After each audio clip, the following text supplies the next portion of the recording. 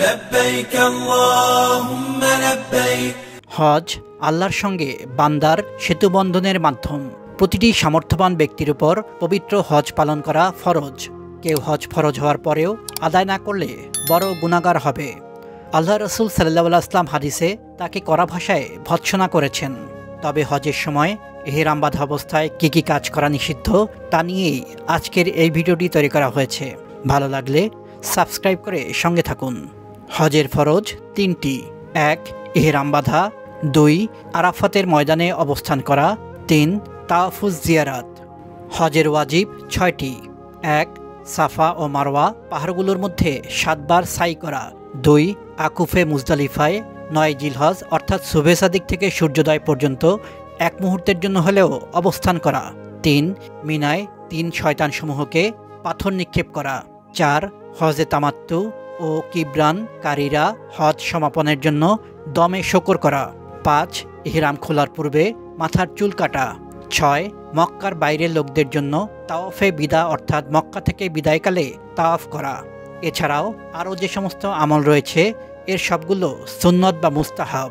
হজের তালবিয়া: লাব্বাইক আল্লাহুম্মা লাব্বাইক, লাব্বাইক লা শারীকা লাকা লাব্বাইক, ইন্নাল হামদা ওয়ান নিয়ামাতা লাকা ওয়াল মুলক লা শারীকা লাক।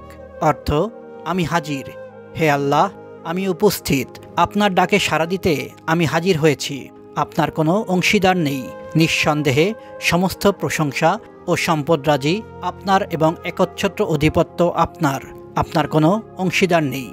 এহরাম অবস্থায় যেসব কাজ করা নিষিদ্ধ: ১. সেলাইযুক্ত যে কোনো কাপড় বা জুতা ব্যবহার, এক্ষেত্রে স্পঞ্জ স্যান্ডেল ব্যবহার করা যাবে। ২. মস্তক ও মুখমণ্ডল ইহরামের কাপড়সহ যে কোনো কাপড় দ্বারা ঢেকে রাখা। ৩. পায়ের পিঠ ঢেকে যায় এমন জুতা পরা। ৪. চুল কাটা বা ছিঁড়ে ফেলা। ৫. নখ কাটা। ৬. ঘ্রাণযুক্ত তৈল বা আতর লাগানো। ৭. স্ত্রীর সঙ্গে দৈহিক মিলন করা। ৮. যৌন উত্তেজনামূলক কোনো আচরণ বা কোনো কথা বলা। ৯. শিকার করা। ১০. ঝগড়া বিবাদ বা যুদ্ধ করা। ১১. চুলদাড়িতে চিরুনি বা আঙ্গুলি চালানো করা যাতে তা ছিঁড়ে যাওয়ার আশঙ্কা থাকে। ১২. শরীরে সাবান লাগানো। ১৩. উকুন, ছারপোকা, মশা ও মাছিসহ কোনো জীবজন্তু হত্যা করা বা মারা। ১৪. জেনে বুঝে কোনো গুনাহের কাজ করা। আল্লাহ আপনার হজযাত্রা কবুল করুন, আমিন।